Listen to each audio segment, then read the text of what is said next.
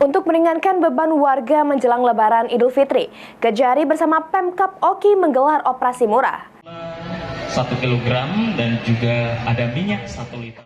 Pemkab Oki melaksanakan operasi pasar murah. Operasi pasar murah digelar rutin sejak 2 bulan terakhir setiap Senin, Selasa, dan Kamis. Kegiatan juga diselingi dengan penyerahan kartu identitas anak dan santunan kepada para anak yatim oleh Kejari Oki sebagai implementasi program Kejati Sumsel dalam gerakan Adiaksa Peduli Anak Umang yang menyasar sebanyak 3.550 anak di Oki.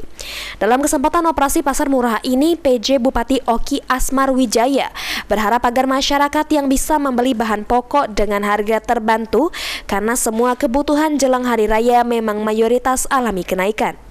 Sebanyak 500 paket sembako bisa ditebus seharga Rp70.000 dengan selisih Rp30.000 di pasaran.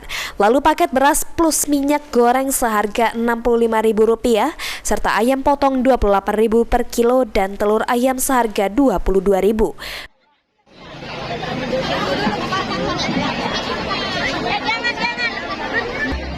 Novan Wijaya, PAL TV.